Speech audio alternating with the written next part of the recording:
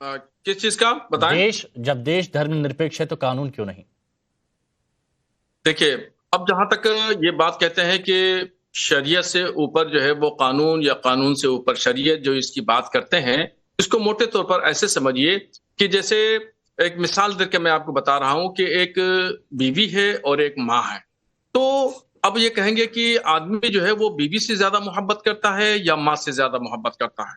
तो माँ से मोहब्बत करने का तौर तरीका और अंदाज, उसका पहलू एक अलग है, और बीवी से मोहब्बत करने का तौर तरीका और अंदाज उसका अलग है। इसलिए दोनों का तवाजुन करना, दोनों का तकाबुल करना मुनासिब नहीं है।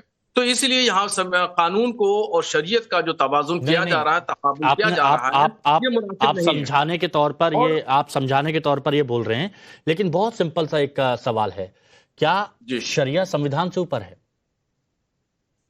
मैंने बता तो दिया, ये दोनों जो है, दोनों से मोहब्बत की जाती है, दोनों का सम्मान, दोनों का सर, इज्जत, दोनों का एहतराम अपनी अपनी बहुत जगह से है। मौलाना, इसलिए क्योंकि बहुत से अलग मंचों से, बहुत से मौलाना अलग अलग मंचों से कहते हैं कि ये देश संविधान से चलेगा, ये देश संविधान से चलेगा।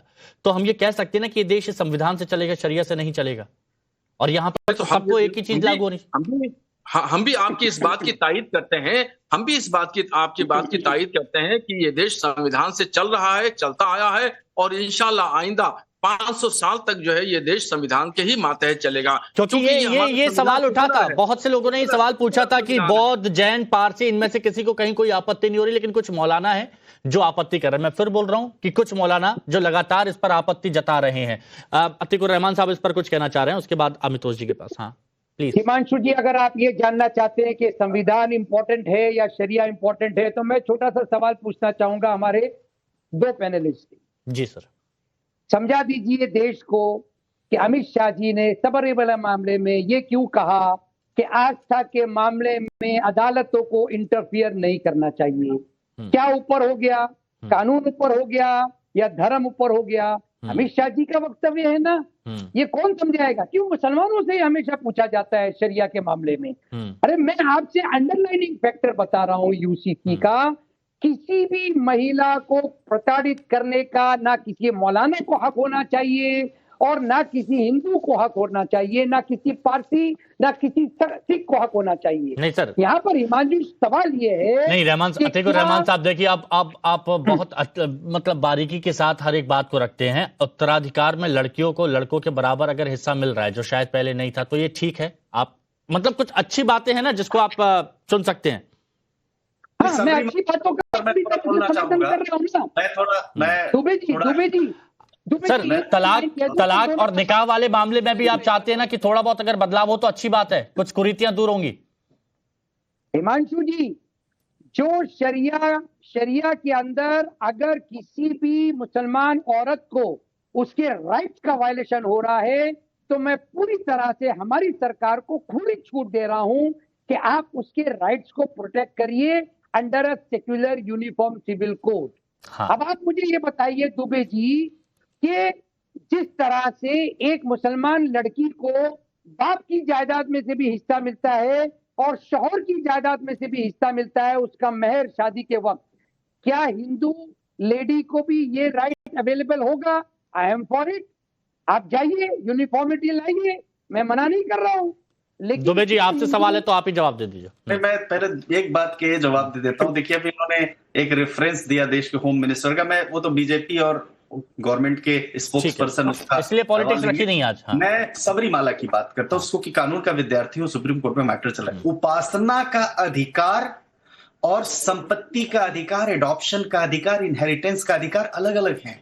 पूजा मैं कैसे करूंगा, पूजा की क्या मान्यताएं होंगी, और अतीकुर रहमान जी की उनकी रिलीजियस ऑब्जर्वेंसेस को परफॉर्म करने की क्या मान्यता, इस पर कोई कहीं इंटरफेरेंस नहीं कर। सबरीमाला पूजा का विषय है, सबरीमाला इनहेरिटेंस का विषय नहीं है। सबरीमाला किसी उसका नहीं, वहां पर जो महिला एक बाल ब्रह्मचारी है, वो वहां महिलाओं को जाने की इजाजत नहीं है।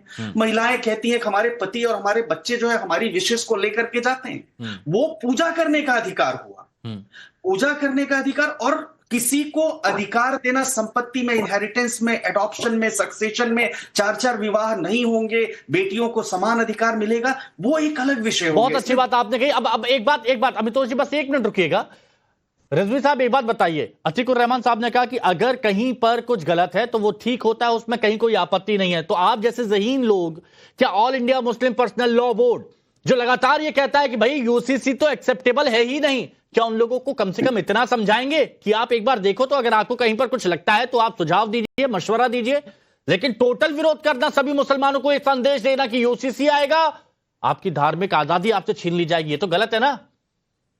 टोटल विरोध तो मुनासिब नहीं है।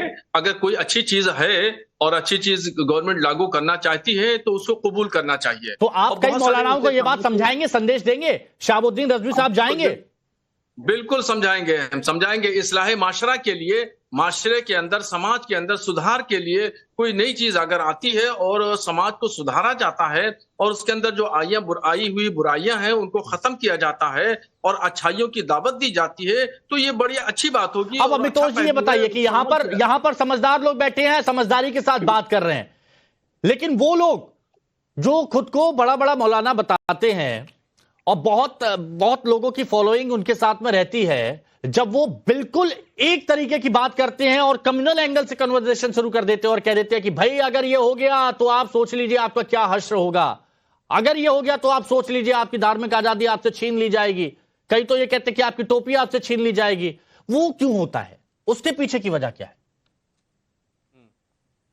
देखिए, इसके पीछे जो है ना सियासी क्या है। हाँ अमितोष जी, एक पूरे देश को अमल है, सियासी जो सोच और धन्यवाद, एक पूरे देश को दो भागों में। एक मिनट रजवी साहब आ रहा हूं, रजवी साहब आ रहा हूं। हाँ अमितोष जी धन्यवाद हिमांशु। एक पूरे देश को 2 भागों में बांट दिया गया, और जब 2 भागों में बांट दिया गया तो पूरे धर्म और मजहब के नाम पर 2 जनों में बांट दिया गया। एक को डराया रखा कि जिससे वो ग्रोथ ही नहीं कर पाए। और हिमांशु जी, जब मैं ये कहता हूं कि डराए रखा और ग्रोथ नहीं कर पाए, उसका रीजन ये है कि एक कम्युनिटी से आने वाला व्यक्ति इतना पिछड़े रह गया कि उसकी एजुकेशन रेट जो है वो 23% से भी नीचे रह गई, ST/SC कैटेगरी से भी। और ये क्यों हुआ कि अगर डराएंगे तो राजनीति करेंगे। देखिए क्या हुआ, वक्फ के अंदर में अमेंडमेंट आया, जब अमेंडमेंट आया तो उसमें ट्रांसपेरेंसी की बात करी गई। शिहा और सुन्नी में भी सबसे ज्यादा अहमदी थे जो लेके जा रहे थे कि भाई हमारी प्रॉपर्टी जो है वक्फ के नाम पर एंक्रोच कर ली गई है, और क्या कह दिया गया कि आपसे आपकी प्रॉपर्टी छीन ली जाएगी, आपसे आपका हक छीन लिया जाएगा, इस तरह का आपकी रूह कपा दी जाएगी, इस तरह की बातें कही गई। अब आप देखिए कि एक ऐसी इस्लामिक कंट्रीज है जहां पर डेवलपमेंट के नाम पर शरिया को मॉडिफाई करा जा रहा है, और मैं कह रहा हूं तर्कों के आधार पर। तुर्की और अल्बेनिया में शरिया लॉ को मॉडिफाई करा गया, यूनाइटेड अरब एमिरेट्स के अंदर में ट्रिपल तलाक को प्रोहिबिटेड करा गया, मतलब शरिया लॉ अमेंड हुआ। हाँ। ऐसी इस्लामिक कंट्रीज में शरिया लॉ को अमेंड कर दिया जाता है। इंडोनेशिया हो गया, टर्की हो गई, तुनिशिया हो गया, अल्बेनिया हो गया, उज्बेकिस्तान हो गया।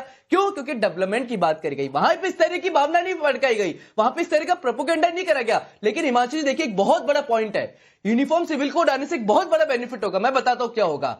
मुस्लिम लॉ के अकॉर्डिंग कोई भी निकाह वैलिड नहीं होता। जो अभी मुस्लिम लॉ की बात कर रहे थे, जब तक वो ईमान नहीं लिया, दैट मींस आप जब तक कन्वर्ट नहीं कर लेते तब तक वो निकाह वैलिड नहीं होगा। स्पेशल मैरिज एक्ट 1954 का मिसयूज करा जाता है। सेक्शन 4 क्लॉज डी में कहा जाता है कि अगर कोई भी पर्सनल लॉ प्रोहिबिट करते हैं किसी भी रिलेशनशिप को, तो वो निकाह शादी वैलिड नहीं होगी। क्या हो रहा है, आज एक मुस्लिम युवक एक हिंदू युवती को बहला फुसला के उसके साथ शादी करता है, किसमें? स्पेशल मैरिज एक्ट में। वहां शादी वैलिड नहीं होती। अच्छा। फिर उसको क्या करना पड़ता है? धर्म को परिवर्तन करना पड़ता है। क्यों? क्योंकि कुरान में उस शादी को सही बताना पड़ता है। इस तरह से रिलीजन कन्वर्जन होते हैं, उन रिलीजन कन्वर्जन को रोका जाएगा, सबको यूनिफाइड और इक्वलिटी का राइट दिया जाएगा, सबको नेशनल इंटीग्रेशन दिया जाएगा। इसी के साथ बताया जा रहा है कि कैसे कैसे एक रिलीजन कन्वर्जन को आप रोक सकते हैं पर्सनल लॉ के नाम पर। और इसीलिए हामिद ने 1995 लॉ कमीशन ने, भारत के नेशनल प्लानिंग कमीशन ने बार बार आर्टिकल 44 को कहते हुए कहा कि यूनिफॉर्म सिविल कोड को लाया जाए, नेशनल इंटीग्रेशन। शहाबुद्दीन रजवी साहब, रजवी साहब, वो चर्चा हो रही थी कि Pakistan, Iraq, Iran, Yemen, Saudi Arab सब जगह यूसीसी लागू है, तो सिर्फ उत्तराखंड से अगर इसका दायरा पूरे देश में बढ़े तो कोई आपत्ति नहीं। देखिए, अभी जो मोहतरम बता रहे थे, पूरी दुनिया का नाम ले रहे थे, उनको ये समझना चाहिए कि हमारा देश एक जमहूरी मुल्क है। हाँ। और जमहूरी मुल्क में और दूसरे देशों में तुर्की, सऊदी अरब वगैरह वगैरह, ये एक इस्लामी देश हैं और हाँ। वहां पर वो मजहबी मुल्क है। उनका जो अकीदा और मजहब और मसलक है वो एक बुनियादी है, वही ढांचा है, वही संविधान है उनका। और जो हमारा देश है वो हमारा देश जमहूरी मुल्क है, और यानी जमहूरी का मतलब सेकुलर का मतलब कोई मजहब नहीं। तो ये कोई मजहब नहीं, लेकिन कानून के मामले में तो होता है ना, तो कानून के मामले में तो होता है ना, कानून के मामले में हो जाता है। और कानून के मामले में जब मैं आपसे पूछता हूं कि क्यों कानून धर्मनिरपेक्ष क्यों नहीं होता, तब वो आप बोलते हैं कि एक माँ एक बीवी दोनों का प्यार करने का तरीका अलग है। तो ये गलत बात है, ये गलत बात है कि यहाँ जमहूरियत दिख गई कानून के मामले